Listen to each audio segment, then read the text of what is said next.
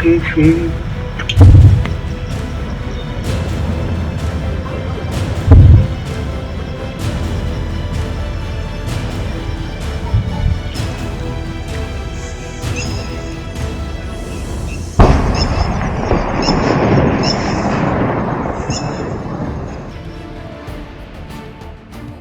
सिंदूर के जरिए भारतीय सेना ने पाकिस्तान के सैकड़ों किलोमीटर अंदर घुसकर आतंकियों के ठिकानों को तहस नहस कर दिया। ऐसी तबाही मचाई कि आतंकी भारत पर बुरी नजर डालने से पहले अब 100 बार सोचेंगे।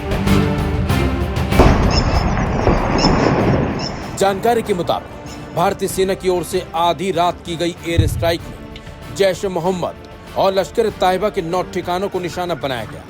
खबर है कि इस एयर स्ट्राइक में कम से कम 90 आतंकियों को मार गिराया गया।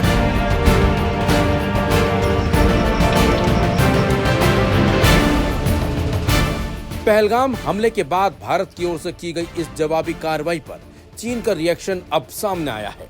चीन की ओर से भारत के इस एक्शन पर दिखावटी चिंता जाहिर की गई और भारत और पाकिस्तान दोनों से संयम बरतने और शांति बनाए रखने की अपील की गई है। चीन के विदेश मंत्रालय ने बुधवार को बयान जारी कर कहा,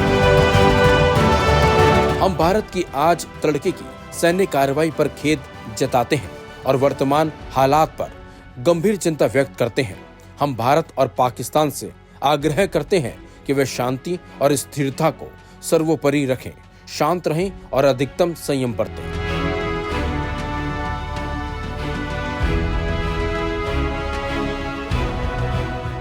गौरतलब है कि पाकिस्तान को चीन की ओर से झूठी दिलासा, चीन की ये प्रतिक्रिया उस समय आई है जब भारत ने 22 अप्रैल के पहलगाम आतंकी हमले के जवाब में पाकिस्तान की सीमा के अंदर 100 किलोमीटर तक घुसकर 9 आतंकी ठिकानों को राफेल विमानों और मिसाइलों से निशाना बनाया। पाकिस्तान भारत की इस एयर स्ट्राइक से कांप गया है।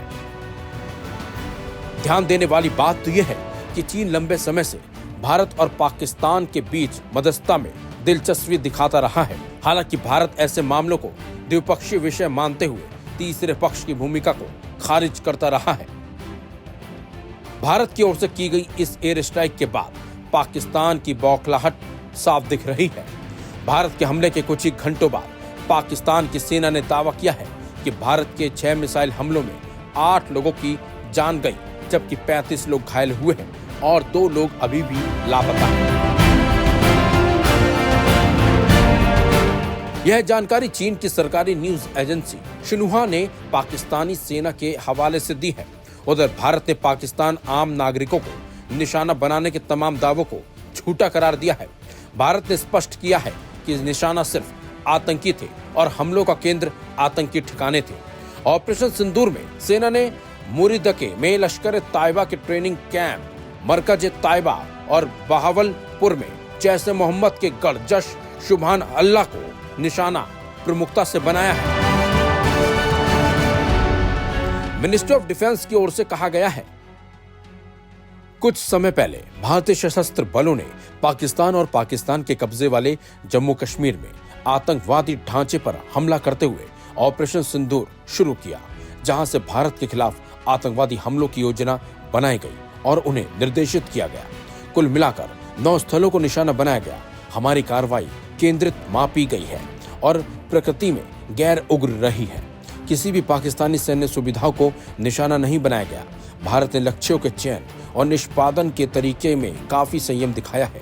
ये कदम बर्बर पहलगाम आतंकी हमले के मद्देनजर उठाए गए हैं, जिसमें 25 भारतीय और एक नेपाली नागरिक मारे गए थे। हम इस प्रतिबद्धता पर खरे उतर रहे हैं कि इस हमले के लिए जिम्मेदार लोगों को जवाबदेह ठहराया जाएगा। ऑपरेशन सिंदूर के बारे में विस्तृत जानकारी दी जाएगी। पाकिस्तान ने यह भी दावा किया है कि उसने भारतीय वायुसेना के 3 फाइटर जेट मार गिराए हैं।